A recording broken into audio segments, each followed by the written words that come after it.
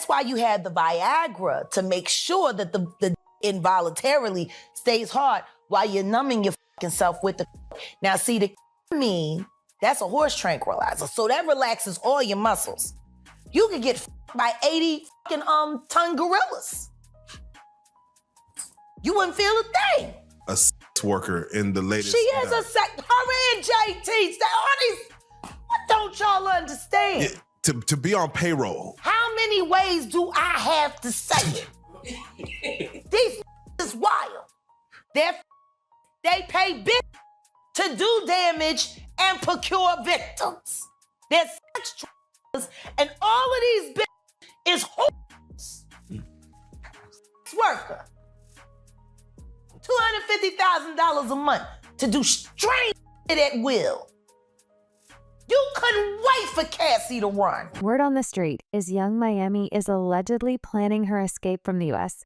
after she's been heavily incriminated in Diddy's new lawsuit for allegedly forcing one of the women he saw to terminate her pregnancy. It turns out Young Miami wasn't just allowing Diddy to use her as his freak-off puppet.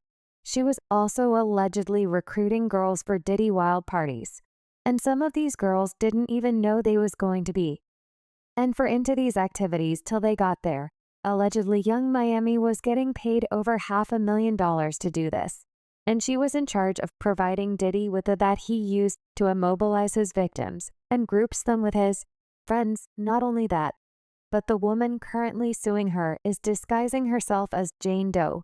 But people do believe it's his ex-side piece, Gene. And now, before I get into all this mess, I just want to let y'all know this is all information from Diddy's lawsuit. I'm just here to spill the tea, okay? So all this went down just a few days ago when a woman who identifies herself as Jane Doe filed a lawsuit accusing Diddy of assault and intimidation over the span of 4 years. According to this woman, some of this alleged mistreatment took place until July, 4 months after Homeland Security investigation agents raided Diddy's Los Angeles and Miami homes in March, and 2 months before his arrest on charges of and transportation to engage in tuition. She claims did he have intercourse without her consent, her and impregnating her, as well as making his staff record their sex encounters without her consent, and caused her to fear for her safety, as well as anxiety and depression. Even after all this, Diddy continued to contact the alleged victim in order to control her actions and autonomy. She said she first met Diddy back in the fall of 2020 when he invited her on a trip overseas after visiting him in spring of 2022 in Miami. The lawsuit said she woke up and her feet were purple and bruised with a bite mark on her heel, stating she was unaware of how she got the injuries. The lawsuit also states that Jane Doe was compelled to ingest an unknown substance before she learned that it was or contained the and/or other substances, which caused her to black out and lose consciousness intermittently. Later, she took a pregnancy test, which was positive. Now, this where Young Miami comes in, cuz according to Jane Doe, Young Miami her by repeatedly calling her and telling her to have, and the Jane Doe eventually had a miscarriage. But this did not stop Diddy and Young Miami from allegedly still hearing her. Fast forward to 2022 after Young Miami and Diddy allegedly made her life a living hell. Diddy began communicating with the Jane Doe again and began compelling her to travel with, and to him, he would her through text messages, calls, and third parties till she agreed during her visits to calm the lawsuit. States he made this alleged victim perform a show for him, given her alcohol and other substances, until she ultimately passed out. Then she would wake up with no recollection of what occurred or how she got the injuries. The alleged behavior continued until July of this year. During an instance in July, the lawsuit states that Jane Doe tried drinking water that tastes as strange and made her feel unwell. The next morning, she fell ill and confused and could not remember what happened the night before, and the bedroom was in disarray. The lawsuit alleges that during 4-year span, Combs consistently pressured her into the bedroom, adding other men and women. Despite her saying she didn't want others involved, he made jokes, and the alleged victim feared for her safety if she failed to comply with his demands. The lawsuit says, noting she was also forced to witness him slap and other women. Now, when all this came out, folks were obviously disgusted. and they dragged Miami to filth for even participating in something so demonic and watching Diddy do this to her own fellow women. But this ain't Miami's first rodeo when it comes to allegedly helping Diddy ton his victims, cause earlier this year she was also incriminated in another lawsuit by a music producer who goes by the name of Lil Rod. Lil Rod exposed Young Miami for allegedly receiving payments from Diddy to serve as for these freak-offs, as well as supplying substances for him. In fact, he recalled the time that Miami allegedly watched him get saw at one of Diddy's freak-offs and did absolutely nothing to stop it. According to Rodney, it all went down when him, Young Miami, and Young Miami's cousin were at Diddy's all-white Thanksgiving party in 2022 somewhere during the night, when he had already been tricked into drinking several glasses of alcohol that were laced with substances. Young Miami's cousin beat her into the bedroom while he was inside, at which point she allegedly started groping him and performing oral acts on him without his consent, according to Rod. The girl was acting on the orders of Miami and Diddy, and since his drink had been laced, he wasn't physically able to do anything to get her off of him. He said he tried to push her away and left to the restroom, only to then be followed by Miami's cousin, who then allegedly undressed and attempted to straddle him and have sleep with him in front of Diddy and others, including Miami and Diddy's son Justin Combs.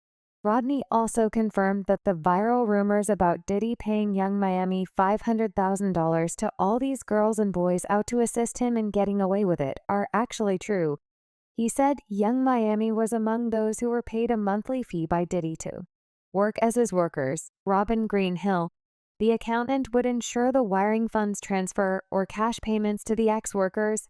Frankie Santella, Mybon, Brendan Paul, and KK would also be responsible for ensuring payment to ex-workers in cash.